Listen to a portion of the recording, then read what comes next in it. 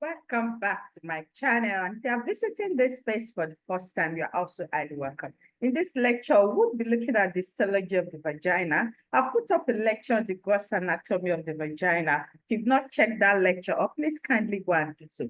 But for the purpose of this class, we'll be focusing on the microscopic anatomy of the vagina.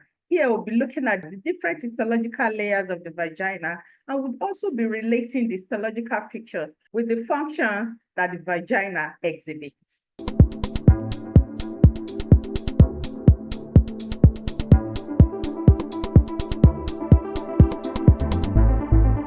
The vagina is a fibromuscular organ that is elastic in nature. And it is elastic in nature because it has high deposit of elastic fibers. We will be dwelling more on this as we go through with this lecture. The vagina is what links the reproductive tract to the external environment. If you look at this image by the side, this is where we have the vagina here, carried in blue. And if you look at this upper region, is where we have the uterus. At the inferior region of the uterus, where this arrow is pointing, is where we have the cervix.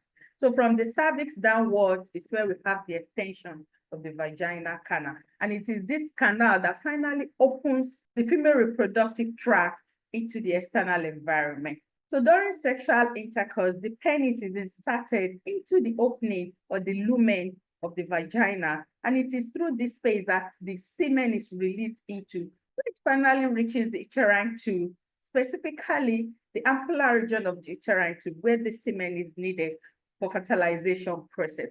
Also during vaginal birth, after full term, the baby needs to pass through the vaginal canal also before it is finally released to the external environment. So we see that the vagina is like the termination point through which structures we enter and also leave the female reproductive tract. So let's drive further to this slide where we'll be describing the different layers of the vagina. If you take a section of the vagina, you process it into histological section. We see three distinct layers. The first layer is the mucosal layer, and this is the deepest layer. This is followed with the muscular layer. This muscular layer is the middle layer. While in the most external region, we have the adventitial layer, and this is the outer serosal layer. So we'll be driving into each of these layers, and we'll be describing their histological features. So the first one we'll be looking at is the mucosal layer. We say that the mucosal layer is the deepest layer. This mucosal layer is the layer that is seen immediately after the vaginal canal. This is where we have the canal of the vagina here, where this arrow is pointing. And immediately after this region, the sub-layer that we have is the mucosal layer. This is the deepest layer as we previously highlighted. This mucosal layer is structurally made up of a non-keratinized stratified squamous type of epithelium and the lamina propria. So you have non-keratinized stratified squamous type of epithelium overlying on the lamina propria. If you try to use this image by the side, this is where we have the mucosal layer here, carved out in white. We say that this mucosal layer structurally is made up of a non-keratinized stratified squamous type of epithelium, and this is what is carved out here in blue. This is made up of flat cells that are arranged in multiple layers, and this is what is seen here in this image. And if you look deep into this epithelium, you see that they are involuted. And this involution is to create the basis for expansion and also the ability for the vagina to return back to its original shape and size. Also go back to our lecture on the gross anatomy of the vagina. In that lecture, we described that the mucosal wall of the vagina is thrown into folds. And this fold is as a result of the infoldings created by this stratified squamous epithelium. And this is what is projected here in this image. And if you go more inferiorly around this region that is carved out here in green, is where we have the elastic lamina propria. It is elastic because it is rich in elastic fiber. And if you look deep also into the elastic lamina propria, you see that they are driven or projected into the stratified squamous epithelium at this region that is narrowed there in green. So if you look at it, you see that they are also pushed into the stratified squamous epithelium. This is where they are helping to reinforce the infoldings that is created around the mucosal lining, which is the rugae. So you see that the elastic lamina propria is also helping to contribute to the involutions created around the space. And this is what creates this gross presentation of infoldings in the mucosal wall of the vaginal canal. Also, we say that this lamina propria is rich in elastic fibers. This elastic fibers is what creates the basis onto which the vagina can expand. And remember, when we started this lecture, we said that the vagina is an elastic structure. And this is attributed to the fact that the lamina propria is rich in elastic fibers. So you see that the presentation that they have in their microscopic anatomy is also related to the gross features and also the functions that they present. It is important for us to add that the epithelium lining the internal wall of the vaginal canal, which is a non-keratinized stratified squamous type of epithelium, produces glycogen. This glycogen serves as raw material that one of the microbes located within the vagina uses for to produce lactic acid. If you go back to this region, this is where we say we have the stratified squamous epithelium. And this stratified squamous type of epithelium, apart from exerting protective functions around this region, we know that stratification of epithelium are seen in regions that needs to be protected, so that one upper region fades off, the lower region can reproliferate and fill up that space.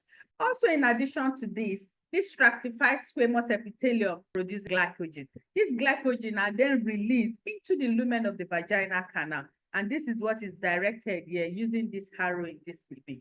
So as they release it into the lumen of the vaginal canal, the lactobacillus, which is a bacteria that is located within the vaginal microflora, uses this hub to produce lactic acid. This lactic acid then creates acidic environment for the vagina so as to prevent microbial growth. We have some microorganisms that are not needed within the vaginal canal. And this acidic environment created by the lactic acid prevents the growth of this microorganism. And this is an interesting presentation around this place. It is also important for us to add that within the wall of the vaginal canal, we do not have glands.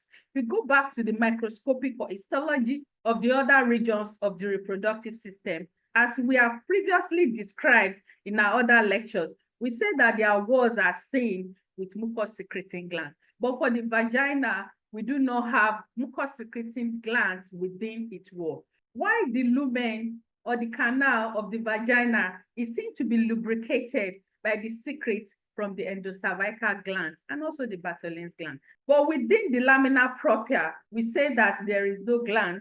What is seen within this space are enlarged vessels. And this is what is harrowed here at this point. The next layer after the mucosal layer is the muscular layer. We say that this is the middle layer.